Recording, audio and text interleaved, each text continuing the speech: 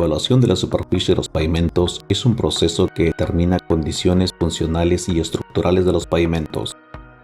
Las metodologías para ejecutar levantamientos de este tipo tienen como base las mediciones o verificación de la presencia de defectos que aparecen en la superficie de los pavimentos. Las causas de los defectos son provenientes de una serie de factores como tráfico, clima, procesos constructivos, características de los materiales que actúan estos factores separados o en conjunto. El objetivo de la evaluación estructural es evaluar la capacidad de respuesta del paquete estructural frente a las solicitaciones impuestas por el tránsito y el clima. El objetivo de la evaluación funcional es evaluar el grado en que el pavimento satisface los requisitos desde el punto de vista del confort y seguridad de circulación del usuario. Para el caso de los caminos de bajo volumen de tránsito, la presencia de los tratamientos superficiales influye principalmente en conservar las características funcionales del afirmado estabilizado a través de la prevención de los defectos de superficie predominantes en una vía sin superficie de rodadura asfáltica. Se busca realizar una evaluación de los defectos de la superficie de rodadura, tratamientos superficiales, dejando para una posterior investigación la evaluación estructural y la evaluación funcional del pavimento. Solo el IRI no puede ser considerado como un parámetro de investigación. Al-Omari y Darter en 1995, así como Loizos y Plati 2002, proponen que para caminos pavimentados existe una gran cantidad de deterioros como el desprendimiento de áridos y la fisuración de borde. El presentarse en menor grado de severidad no afectan al perfil longitudinal IRI. Estos y otros deterioros comienzan a afectar al IRI cuando la severidad ya es mayor. Por lo tanto, si el pavimento no es intervenido sino hasta cuando ya esté rugoso, valor alto del IRI, los costos de rehabilitación pueden ser bastante altos. Es por esto que concluyen que no se puede tomar solo al IRI como umbral de intervención, sino que es conveniente fijar otros umbrales basados en otros deterioros. Si bien es cierto que el índice de rugosidad internacional IRI es un buen indicador de la condición del camino, ya que sintetiza de buena forma los deterioros mayores que sufre un pavimento, sin embargo es indispensable realizar una evaluación visual de la condición superficial del pavimento para investigar cuál es el principal deterioro que está afectando la rugosidad del tramo, razón por la cual se presenta como alternativa el método SBBT, que refleja las características superficiales del pavimento básico, y de esta manera podemos programar en forma racional una estrategia de conservación. El método de evaluación de la condición superficial de pavimentos más difundido en el medio es el PCI, pero el MTC, con la finalidad de introducir una nueva alternativa de evaluación, presentó un proyecto del sistema de gestión de carreteras, el cual considera el catálogo para pavimentos flexibles procedentes del método VISIR. Sin embargo, a la fecha solo continúa vigente el método PCI, posiblemente por falta de mayor difusión de los alcances. El método VISIR, la cual es parte del objetivo del trabajo desarrollado, en la cual nuestra siguiente exposición hablaremos del método PCI, IRI y EIP. Para ello evaluaremos la condición de operación del pavimento asfáltico de la carretera Pasco-Yanahuanca, kilómetro 13 al kilómetro 14. Como primer paso determinaremos las unidades de muestra para la correspondiente evaluación. La norma STMD 6433 en el inciso 2.1.7 menciona que el área de muestreo es 225 más menos 90 metros cuadrados, teniendo los márgenes de 315 máximo y mínimo 135 metros cuadrados. El tramo a estudiar es del kilómetro 13 al kilómetro 14, una longitud de la vía de 1000 metros lineales, un ancho de calzada de 7.5 metros. La longitud de la muestra escogemos en este caso 40 metros lineales, considerando que el producto de la longitud por el ancho de calzada viene a ser 300 metros cuadrados, parámetro que se encuentra dentro de los márgenes establecidos por la norma. Es indispensable conocer el número total de muestras, que viene a ser la longitud total de la vía entre la longitud de la muestra, en este caso 25 muestras. Debemos de identificar las unidades a ser evaluadas del total de 25, en este caso el valor de n está en función al número total de muestras, a la desviación estándar y el error aceptable. Para ello, la desviación estándar, la norma nos precisa que para pavimento asfáltico debería ser 10 y para pavimentos de concreto debería ser 15. El error aceptable, de acuerdo a la norma, debería de ser 5% tanto para pavimentos asfálticos y pavimentos de concreto. Reemplazando en la ecuación, encontramos que el valor de n, las unidades a ser evaluadas son 10. Del total de 25, 10 deberíamos de evaluar. También vamos a calcular las unidades, la selección de unidades de muestreo, el intervalo de muestreo que está en función al número total de muestras entre las unidades que son evaluadas, resultando el valor de 2 el intervalo del muestreo. Con ello hemos graficado el esquema para el muestreo del pavimento, iniciando en la progresiva 13 cada 40 metros y teniendo el desarrollo de las 10 unidades de muestras en el esquema para el desarrollo del trabajo de campo. Bien, una vez identificadas las unidades de evaluación, vamos a pasar a realizar el trabajo de campo. En la presente hoja que se muestra, se puede identificar primero los tipos de falla. Esto en función de lo estipulado en la metodología del PCI. 19 tipos de falla que se deben identificar en campo, cada una respectivamente codificada, y el nivel de condición o severidad en que se encuentra cada una de estas fallas. Bien, en el trabajo de campo se recolecta imágenes fotográficas en las que se evidencia 12 fallas que corresponden a la primera unidad de evaluación dentro de del kilómetro 13 al kilómetro 13 más 0,40. Las primeras 5 fallas corresponden a la falla tipo piel de cocodrilo, las 3 primeras en condiciones de severidad alta y las 2 siguientes en condiciones de severidad media. Esto se mide en función de la tabla que se presenta a continuación, extraída a manera resumida de la normativa ACTMD 6433. Por ejemplo, para la primera falla identificada, piel de cocodrilo, se evidencia para la severidad alta que la separación de grietas son superiores a 30 milímetros. También presentan descascaramientos bien definidos y presentan desprendimientos bien definidos. La primera, segunda y tercera. Las 2 siguientes también son fallas de tipo piel cocodrilo, pero dentro del cuadro la condición de severidad se adopta a que la separación de grietas se encuentra entre el intervalo de 10 a 30 milímetros, no presenta desprendimientos y tiene descascaramientos ligeros. De igual manera, cada tipo de falla dentro de la normativa de las 19 tipos de falla presentan características en específico para evaluar las condiciones de severidad. Con el mismo procedimiento se pasan a evaluar las siguientes fallas. La falla número 7, falla grieta de borde, identificada en la figura representada con la letra F. La falla en la imagen G y H se representan las grietas longitudinales. En la imagen I se representa el parcheo.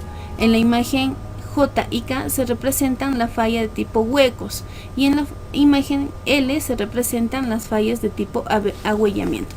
Cada una de estas han sido plasmadas en el siguiente cuadro, indicando el número, el daño al que corresponde, la severidad que ya fue explicada, la unidad de medida, ya que esto nos va a ser de mucha utilidad para el cálculo del PCI, la ubicación, tomando en consideración al eje de las abscisas desde 0 hasta 7.5, que corresponde al ancho de la vía, y para el eje de las ordenadas, las progresivas, desde 13 hasta 13 más 0,40. Esto para la ubicación de las fallas. También vamos a contabilizar el área, longitud o unidad dependiendo de la unidad de cada tipo de falla.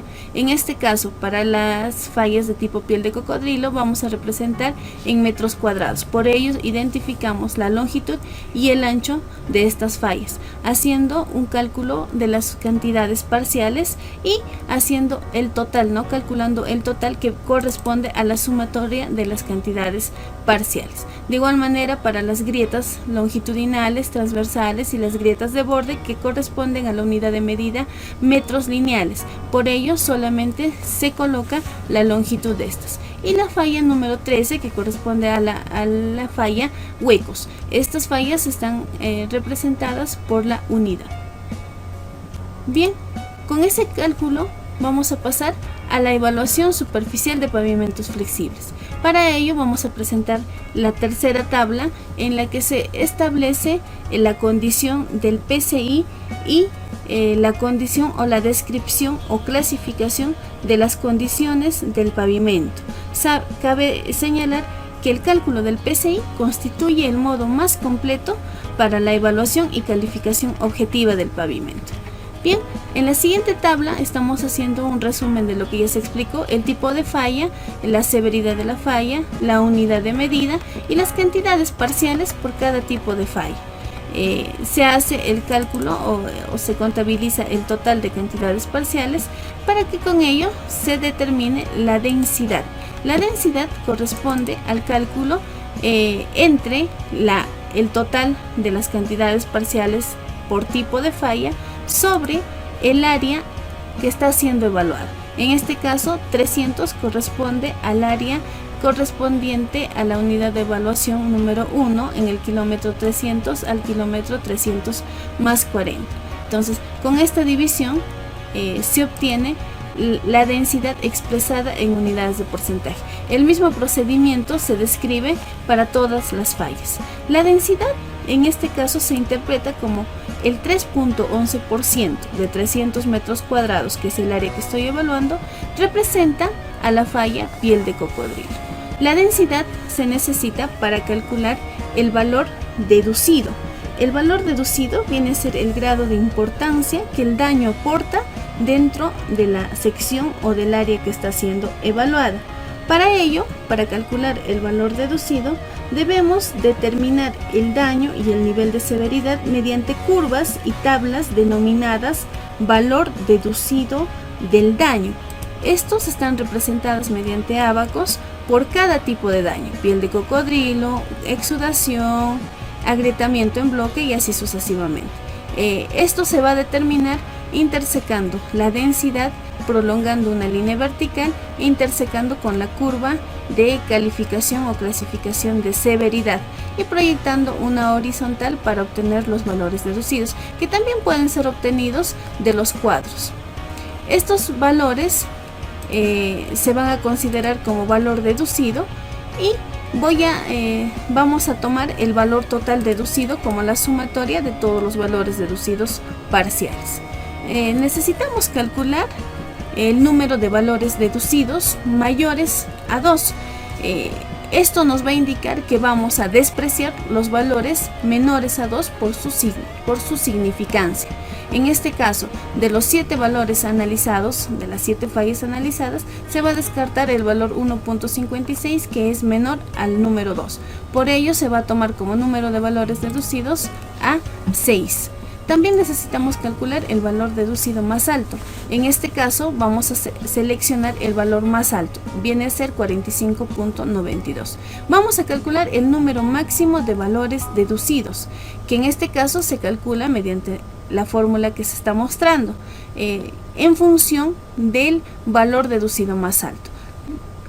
Haciendo el cálculo, este valor o número máximo de valores deducidos va a corresponder al número 6. El número 6 me va a indicar la cantidad de valores que voy a corregir. Es decir, como inicialmente teníamos 7 valores y estamos descartando uno, vamos a corregir este valor deducido. Esto a través de unos ábacos que también se representan en la parte final de la hoja de cálculos, para valores deducidos corregidos en pavimentos flexibles. Estos valores corresponden o se calculan con el Q, con el número de valores deducidos mayor a 2, ¿no? En la curva que se ha mostrado, ¿no?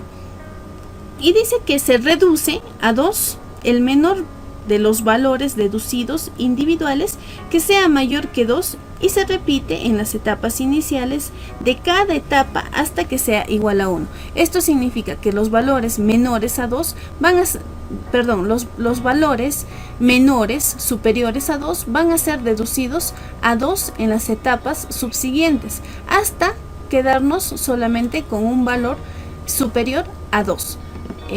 Luego vamos a hacer la suma de valores deducidos total y vamos a calcular y vamos a ordenar de manera descendente cada uno de estos valores deducidos totales, correspondiendo al mayor el número 6 y correspondiendo al último el número 1.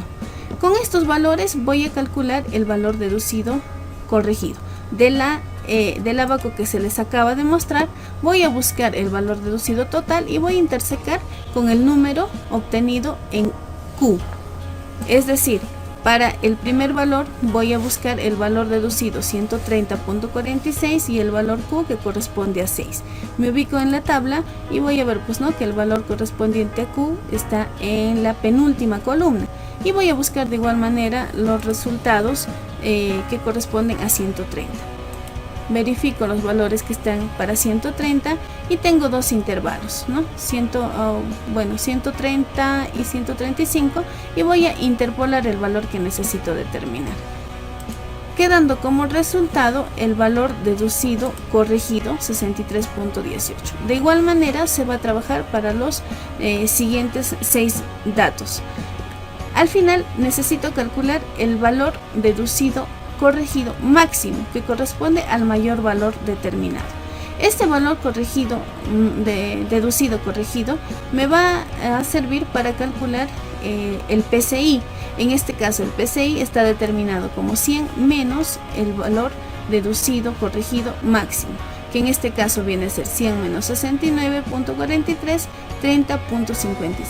Este valor numérico del PCI me va a establecer la condición del estado de pavimento como malo en función de la tabla que se les acaba de mostrar, ¿no? De 25 a 40, una condición de pavimento malo.